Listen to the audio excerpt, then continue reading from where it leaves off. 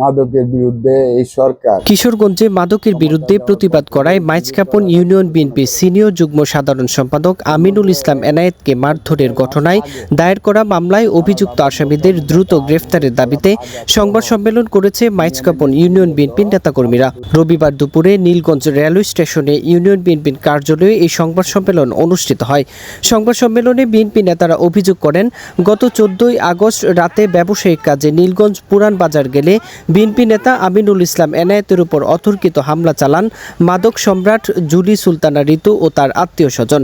এ সময় তার স্বর্ণের দোকান থেকে নগদ টাকা ও 18 লক্ষ টাকার স্বর্ণালংকার লুট করে নিয়ে যায় বলেও অভিযোগ করেন তারা। মাদকের বিরুদ্ধে এই সরকার ক্ষমতা যাওয়ার পরপরই জিরো টলারেন্স ঘোষণা করেছে। তার মধ্যে 1 থেকে 1.5 মাস আগে থানার ভারপ্রাপ্ত কর্মকর্তা আজমল কালাম আজাদ সহ ইউনিয়নের নেতৃবৃন্দ সহ মাদক বিরোধী প্রত্যেকটি ওয়ার্ডে মাদক বিরোধী প্রতিরোধ কমিটি করা হয়েছে। সেই ক্ষেত্রে আমাদের নীলগঞ্জ বাজারের ঋতু নামে যে একটা মেয়ে, এই মেয়েটাও মনে হয় আমার, এবং মনে হয় কি পরস্পরে যা শুনতে পারলাম 80% মানুষই বলে সে মাদকের সাথে জড়িত এবং সে বহু বিবাহে বিবাহিত। ওই মেয়েটা আমার জানা মতে এখন পর্যন্ত 3 জনের সাথে বিবাহ বন্ধনে আবদ্ধ হয়েছে। আমার প্রশ্ন হইলো, এইভাবে যদি মাদকের ছড়াছড়ি হইতে থাকে তাহলে আমাদের এই সমাজ কোথায় যাবে? এবং আমাদের বিএনপির যিনি সিনিয়র যুগ্ম সাধারণ সম্পাদক আমিনুল ইসলাম এনায়েতের সাথে এই মাদক ব্যাপারে নিয়ে ঝগড়া হয়। সেই ঝগড়ার কারণে গত 1 সপ্তাহ আগে তার বিরুদ্ধে একটা মামলা করছে। এই ঘটনায় মামলা দায়ের করা হলেও এখন পর্যন্ত কোনো আসামি গ্রেফতার করা হয়নি বলেও দাবি তাদের। এটা যখন সরকার বদলে তখন এরা চরিত্র বদলায়, এরা পার্টি বদলায়, আর এরা এই জন্য এদের দাপাট বেশি।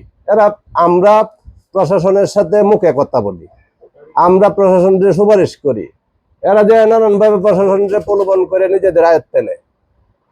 এই মামলাটা যেহেতু এফআইআর হয়েছে আরো 3-4 দিন আগে এফআইআর হয়েছে, এখন পর্যন্ত একজন আসামি ধরে নাই। তাহলে মাদকের বিরুদ্ধে যে আমরা প্রতিবাদটা করাম ভাই, আমরা প্রতিবাদ করলাম, আমরা মারামারি করলাম, আমরা মাদক প্রতিরোধ করার লাগে চেষ্টা করলাম, কিন্তু প্রশাসন নীরব ভূমিকা পালন করলো। আমরা তো আইনের লোক না, আমরা তো তাদের অ্যারেস্ট করতে পারি না, আমরা তো তারে মারতে না, আমরা তো তারে ধরতে না, আমরা প্রতিবাদ করতে মুখে, কিন্তু ধরার কাজ, আইনের সুপদস্থ কাজ এটা তো প্রশাসন করবো, কিন্তু প্রশাসন যদি না করে তাহলে আমরা করাম কি? তারা দ্রুত মামলার অভিযুক্ত আসামিদের গ্রেফতার করে আইনের আওতায় আনার দাবি জানান। আমরা ইচ্ছা করলে তাদেরকে হাতে নাতে দইরা মারধর করতে পারি, কিন্তু আমরা আইন হাতে তুলে নিব না। আমরা আইনে আশ্রয় নিয়েছি। আমাদের জোর দাবি থাকবে, আমরা যাদেরকে আসামি করেছি অন্ততপক্ষে তারা যেন অবিলম্বেই গ্রেফতার হয়। আপনি দেখেন, সোহাগ যে ছেলেটা পুলিশে চাকরি করে, মুক্তিযুদ্ধ কোটা থেকে সে চাকরি পেয়েছে, সেই ছেলেটা আওয়ামী লীগের আমলে আমাদের এই এলাকায় অনেক লোক এসে ডিস্টার্ব করছে। এক হলো আওয়ামী লীগ করে, দ্বিতীয় হলো সে পুলিশে চাকরি করে। সেই এলাকায় আসলে যেমন মনে হতো বাঘ আইছে একজন, আমরা কিন্তু তাকে দেখে রাস্তাঘাট ছেড়ে দিতাম। আর সেই সোহাগ এই বিএনপির আমলে পুরা পরিকল্পিতভাবে একটা বাজারের মাধ্যমে সে অতর্কিতভাবে এই হামলাটা আমাদের ছেলেপেলের উপরে চালাইছে। এখন পর্যন্ত আমরা এর কোনো পাইতেছি না। আমার অনুরোধ থাকবো, আপনারা এগুলা সকলকে জানাবেন। প্রশাসনের কাছে দাবি থাকবে একটাই, আমরা তাদের গ্রেফতার চাই।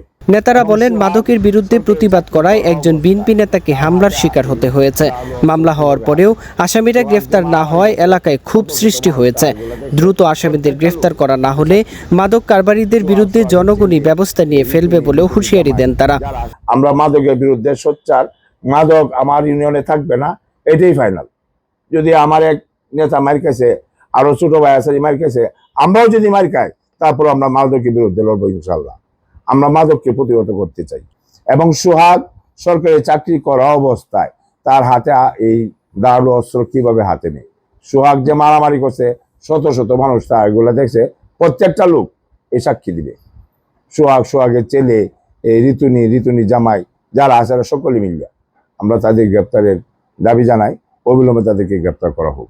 আর যদি আপনারা গ্রেপ্তার না করেন, আইন যদি আইনের গতিতে না চলে, জনগণ যে কোনো মুহূর্তে বড় ধরনের অঘটন ঘটায় দিতে পারে, তখন কিন্তু সরকার আমাদেরকে জন্য না দোষারোপ করে। নারী অনেক কিছু করতে পারে একটা নারী চাইলে। ঋতু সে কেমন লোক এটা এলাকাবাসী সবাই জানে। পাপিয়ারে তো চিনেন আপনারা, পাপিয়া পাপিয়া টাইপের চেয়েও বড় সে।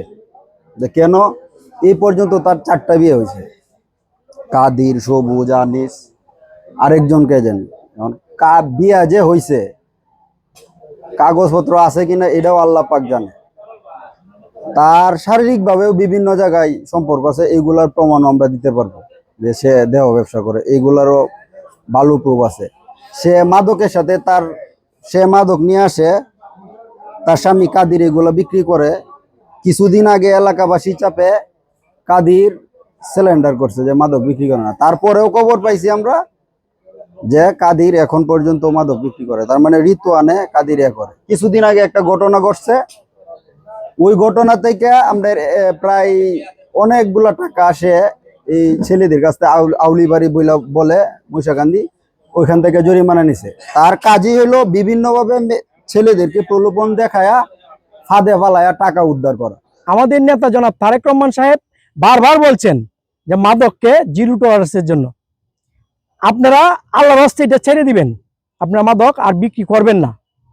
তা আমরা এগুলো বলার পরে তা আমরা বলে চলে আসছি। কিছুদিন পরে দোকান আছে একটা বাজারে, সেটা ভাড়া দিয়েছি।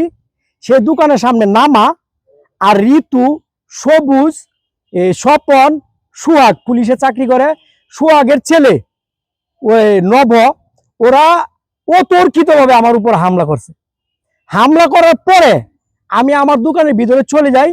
চলে যাওয়ার পরে এই দোকানেও গিয়া হামলা করছে, হামলা করে লুটপাট করছে। এ বিষয়ে কিশোরগঞ্জ সদর মডেল থানার ভারপ্রাপ্ত কর্মকর্তা ওসি আবুল কালাম ভূঁইয়া বলেন, অভিযুক্ত আসামিদের দ্রুত গ্রেফতারে পুলিশি অভিযান অব্যাহত রয়েছে।